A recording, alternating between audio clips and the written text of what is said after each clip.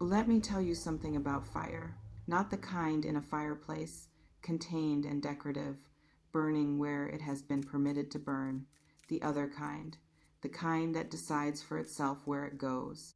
That follows its own logic, its own appetite, its own particular reading of where the conditions are right. That cannot be negotiated with or reasoned into a smaller shape. That is, in its very nature, ungovernable.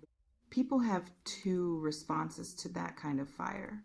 They either back away from it, find it too much, too unpredictable, too demanding of, of, of, of a certain quality of attention and courage that not everyone has available, or they cannot look away from it, cannot stop returning to stand near it even when the heat is almost uncomfortable, even when they are not entirely sure what the fire wants or where it is going next, even when every reasonable instinct says this is not something you manage, this is something you decide with full awareness of the decision to be near. You are that fire, Virgo, and somebody right now cannot look away. Before we go any further into what I am seeing here, I want to take a real moment with this community because something has been happening in this space lately that I want to acknowledge directly.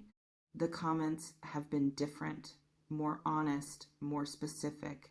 People have been leaving pieces of their actual situations rather than just reactions. And that shift, that increase in real sharing, tells me something about the level of trust that has been built here, and I do not take that lightly. Thank you for trusting this space with the real things, the complicated things, the things you maybe have not said out loud to anyone in your physical life. To everyone returning, I see you. To anyone arriving here today for the first time, you found a space that takes you seriously. Stay as long as you need. Now, let us get into this because the reading has a particular energy to it today, and I do not want to hold it at the door any longer. The first thing that hit me when I sat with this was not about the person watching you. It was about what they are watching. Because there is a distinction here that I think matters enormously, and that gets collapsed too often in readings about attraction and connection. The distinction between being drawn to a surface and being drawn to a nature, between responding to how someone presents and responding to what someone fundamentally is. What this person is responding to in you is not a presentation. It is a nature, and I want to be specific about what that nature actually consists of because I think you deserve a precise accounting of it rather than a general celebration of your magnetism. Anyone can tell you that you are magnetic. I want to tell you why, what the specific components are, what it is exactly that produces in this person the particular quality of fascination that I am reading right now. The first component is the honesty, not the careful, socially modulated honesty of someone who tells the truth within the limits of what the room can comfortably hold.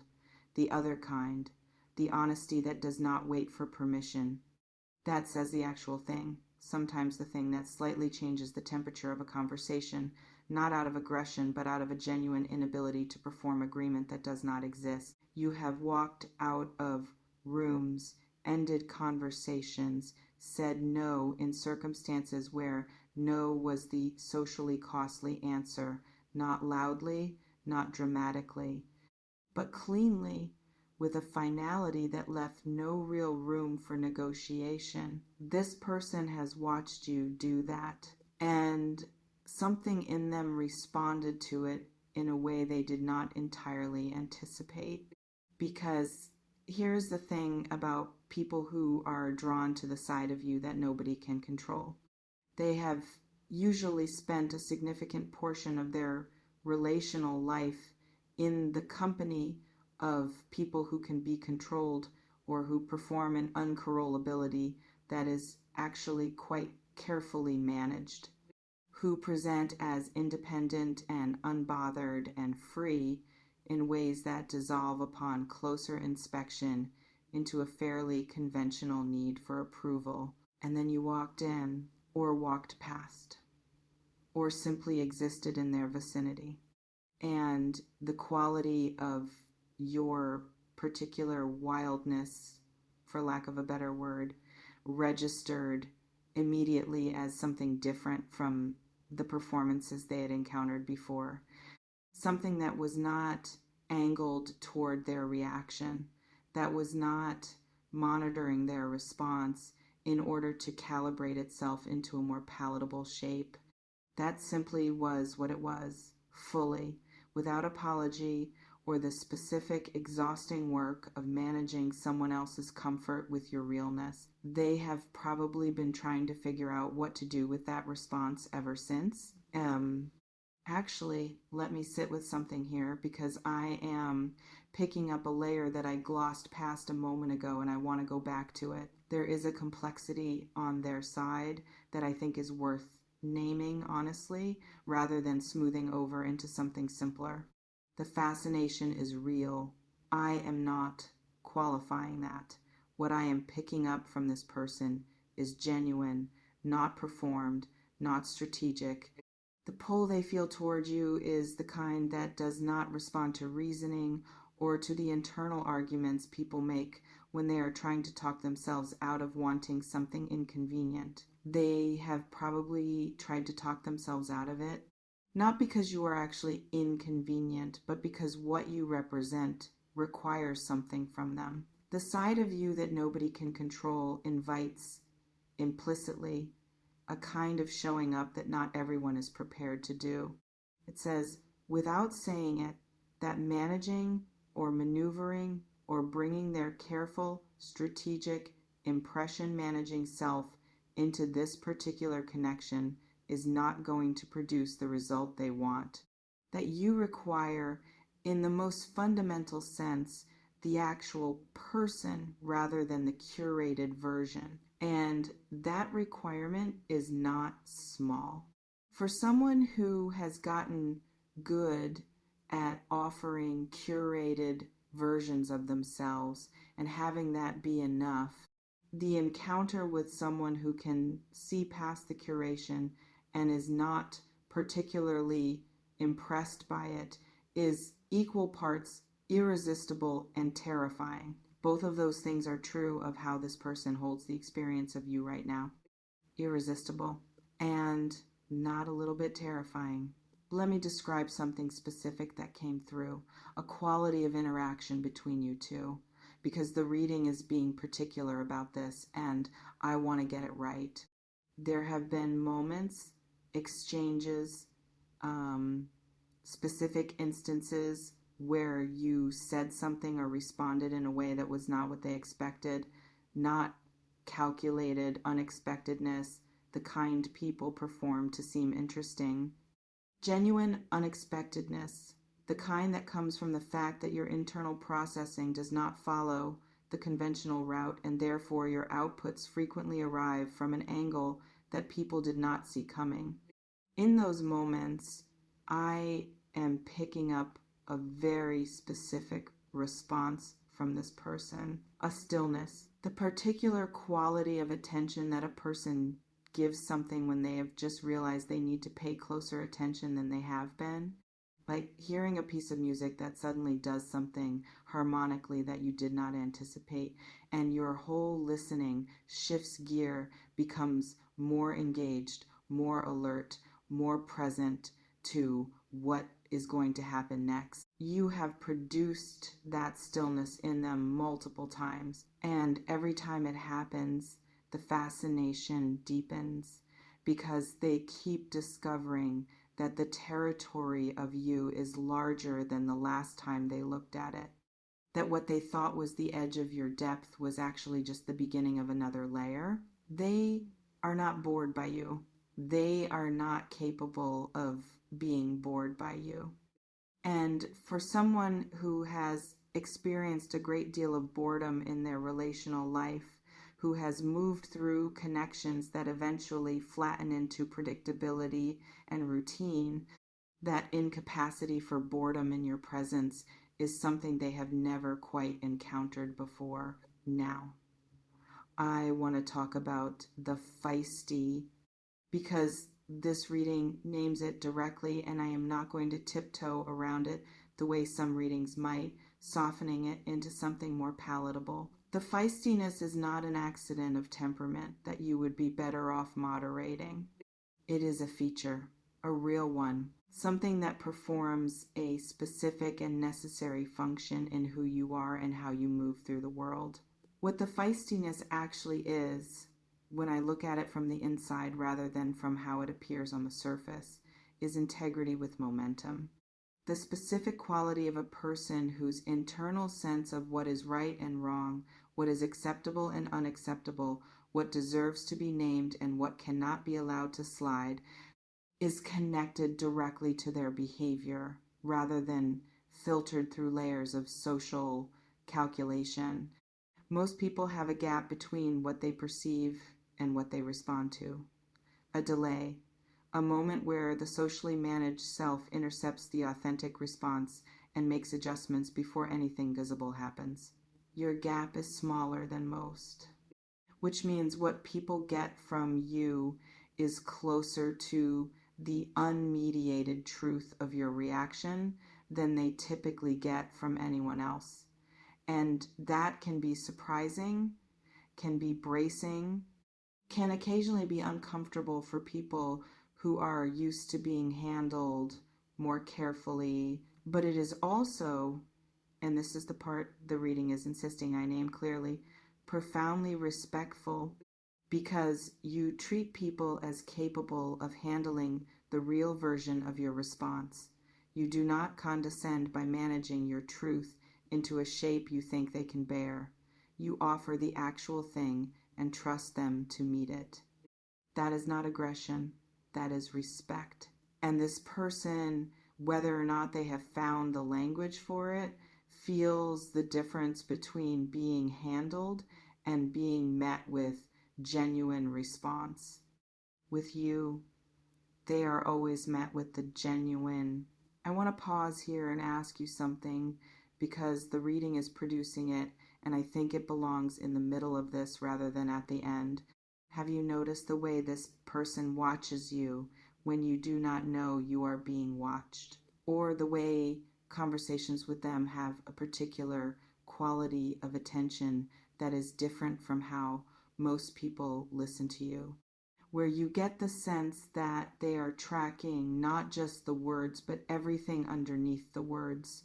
Everything you are communicating in the way you hold yourself and the things you choose not to say and the precise angle from which your honesty arrives has that specific quality of being seen registered in you. Tell me in the comments, tell me whether you have felt this watching and what it has felt like to be on the receiving end of that quality of attention from someone. I genuinely want to know. Let me come back to something that surfaced early in the reading and that has been sitting in the background while I worked through the rest of this, because I think it is ready to be named now in a way it was not quite ready before. There is a question underneath everything this person is feeling. Not a question they have asked you, a question they are carrying internally, turning over in the private hours when they are not performing anything for anyone and the honest version of their inner life has room to surface.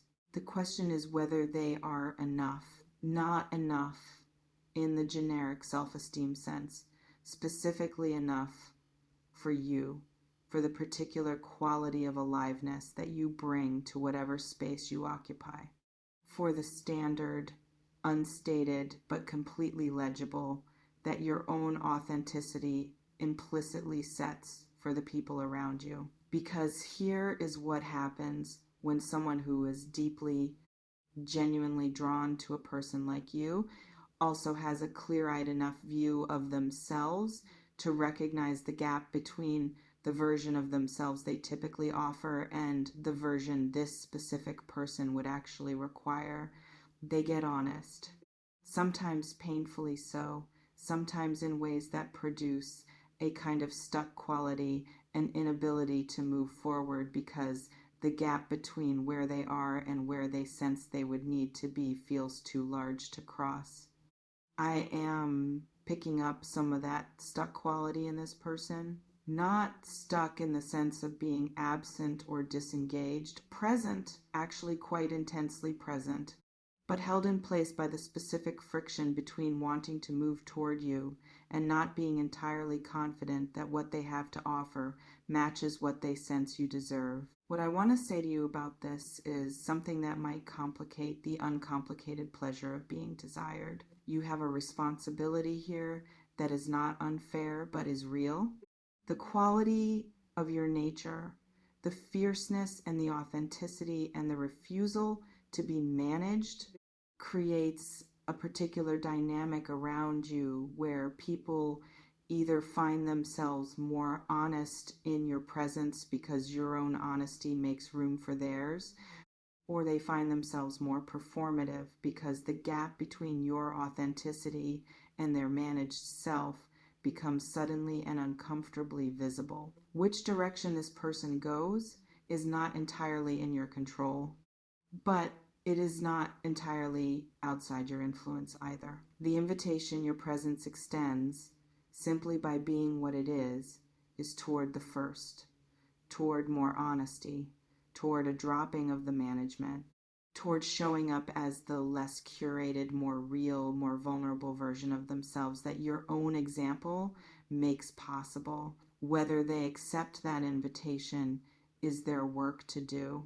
But knowing that the invitation exists in your presence, that your way of being in the world creates a particular kind of permission for people to be more real than they typically are, that is worth carrying consciously. You are not just someone they are drawn to. You are someone who makes honesty feel safer than it usually does. That is a particular kind of gift, and it is one of the less obvious reasons this person cannot look away. There is one more layer to this that arrived almost at the end, and I want to give it its full space before we close. The mighty. The reading names it, and I have been building toward it without having landed on it directly, and I think it deserves a direct landing.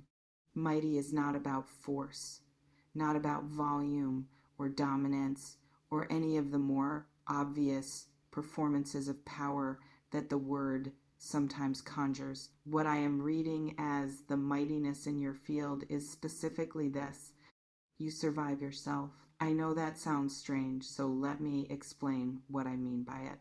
There is a particular version of being as alive as you are, as feeling as deeply as you feel, as caring as genuinely as you care, that breaks people. That becomes too much to carry. That tips over into chaos or self-destruction or the gradual numbing that happens when a person cannot find a sustainable way to be that alive in a world that is not always built to hold it. You have not broken. You have not numbed. You have not chosen the easier, flatter, more manageable version of yourself as a solution to the challenge of being this much. You found a way to be mighty and warm and fierce and open all at the same time, to let things matter enormously without being destroyed by the mattering, to feel the full register of your own experience without losing the thread back to yourself. That is not common.